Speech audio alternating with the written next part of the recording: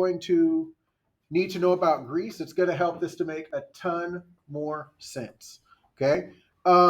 So I'm going to point us to this right here. So if we look, these terms right here, these are things that you absolutely positively need to know in order for when we talk about Greece for it to make sense. Now, you know how sometimes when you take a test in classes, you learn the information for the test, you take the test, and then once the test is over, what do you do with the information that you learned on the test?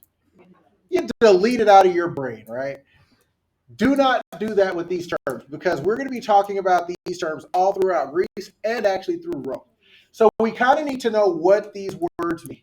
So the Aegean Sea, Ionian Sea, Mediterranean Sea, Black Sea. These are all seas. That should make sense. But I will kind of show us where they are on Google Earth. You absolutely need to know where each of these seas are. Okay? These three are all connected to each other. So you kind of have to know how to divide it out. The Black Sea is pretty easy because remember, it's off by itself. But I do want to take some time to talk about these words here because you will need to know them. Okay? So when we talk about Greece, one of the big things that we need to know and understand about Greece is that it is actually a peninsula.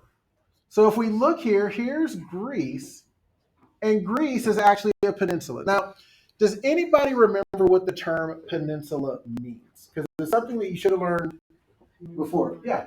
Like Florida, that goes off, like shoots off the part of land. Yeah, Florida is a great example of a peninsula.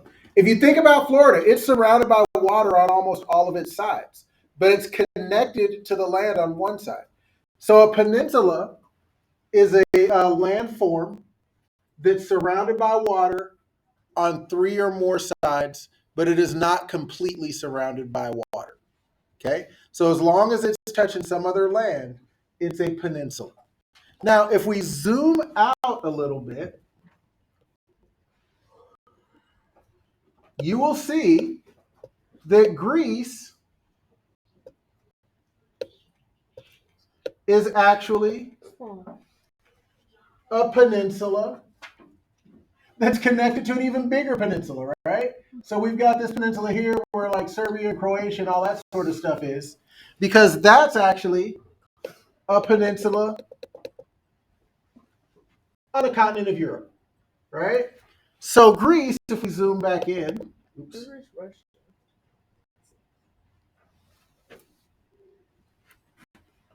So if we zoom back in on Greece here, you'll see again, like we said, it's a peninsula, okay? So that's one word that you absolutely positively need to know, gentlemen. When we talk about Greece, it's actually, did you have a question? Yeah. Well, it's kind of unrelated, so. All right, we'll write it down and you can ask later so you don't forget. All right, so Greece is actually broken into three parts. You are going to be responsible for knowing the three parts that Greece is broken into. Okay? You have the Greek mainland, which is this big peninsula that connects to Europe. Okay, the Greek mainland. Everybody see that? Yeah. Okay. The second thing is something that you probably have never heard of. It is called the Peloponnesus. The Peloponnesus. Now, if you are like me and you've played, Assassin's Creed Odyssey, you might remember the Peloponnesian War, right? The Spartans and all that sort of stuff. But the Peloponnesus, the Peloponnesus is an important thing that you need to know for Greece. So remember, if we look, the Peloponnesus, is it surrounded totally by water? Yes or no? No. Is it mostly surrounded by water? Yes or no? Yeah. So what would that make the Peloponnesus? The Peloponnesus is a peninsula that's just barely hanging on to Greece. That is the second part of Greece. So you've got the Greek mainland, you've got the Greek Peloponnesus. Yeah. Will these videos be uploaded to Canvas? I'm going to put this on Canvas, yeah. The third part, see this little strip right here, this little narrow strip of land? That is called the Peloponnesian Isthmus. Okay? Do me a favor, say the word isthmus with me on three. 1, 2, 3. Isthmus. Now, does anybody know what an isthmus is? It's something that we've talked about, yeah. So, a narrow, line that connects to, land. Yeah, an isthmus is a narrow strip of land that connects two bigger pieces of land. Okay? So if you see this isthmus connects the Greek mainland to the Greek Peloponnesus. And without this isthmus, this would be an island. Okay? So you need to know those three landforms and how Greece is made. Okay?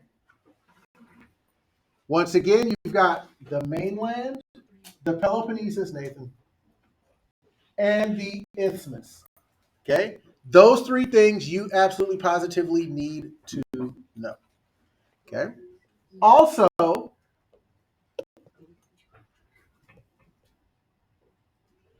you will need to know the following geography vocabulary words. Okay? For our quiz tomorrow, in addition to knowing the Greek where the Greek mainland is, where the Peloponnesus is, where the isthmus is, you are going to need to know where all of these water features are. So any water features, you're going to need to know where they are. Okay? So we've got our Aegean Sea, Ionian Sea, Mediterranean Sea, and Black Sea. So again, with Greece, we've learned water is super important for Greece, wasn't it? Because especially back then, 400, 300 BC, were they flying from place to place? Were they getting in their car and driving from place to place? No. If I were to try to get, say, from Athens onto the Peloponnesus, and I wanted to get here to Kalamata, where for those of you who like olives, awesome olives there. Anybody ever had a Kalamata olive? No. So also some, especially reviews. Yes.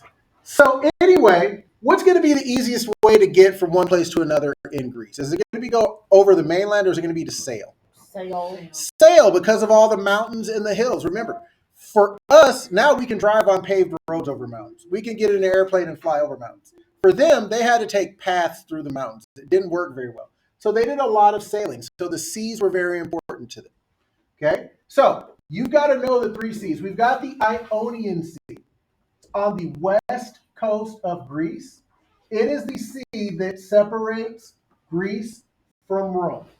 Okay? So the Ionian Sea, it's on the west side of Greece.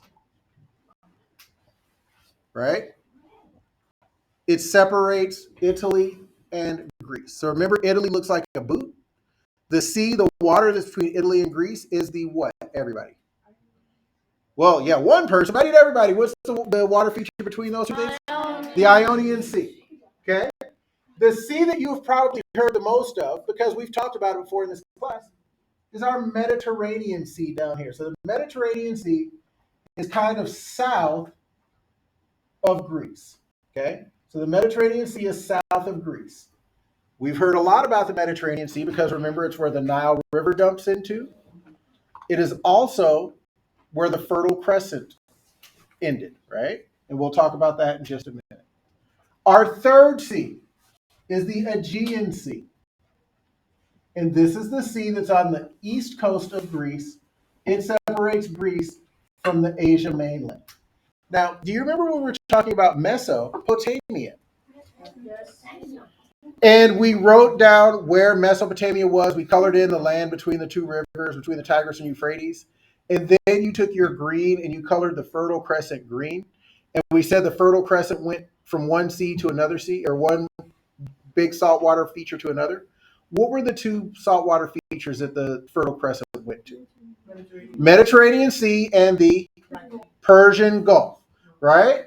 So if you imagine when we drew out our Fertile Crescent, remember we started at the Mediterranean Sea over here. We drew over, kind of went north to Saudi Arabia, went down to the Persian Gulf, around the Persian Gulf, back up. This was part of what you drew into the Fertile Crescent. So this is part of the Fertile Crescent. We can see how close Greece is to Mesopotamia, which we've also learned about. And if we actually, instead of moving, we'll just zoom out.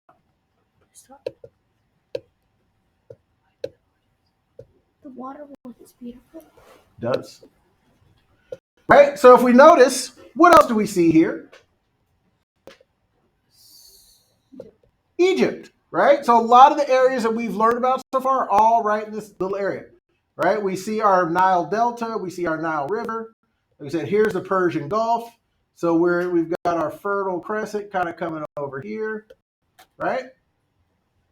So that should give us a really good idea of where Greece is. Okay? So again, you're going to be responsible for knowing the seas. Here's the Black Sea, Aegean Sea, Mediterranean Sea, Ionian Sea. You're going to have to know the parts of Greece. Greek mainland, Peloponnesian Isthmus, Peloponnesus. Okay? You are going to need to know what a strait is. You're going to need to know what an isthmus is. You're going to need to know what a peninsula is.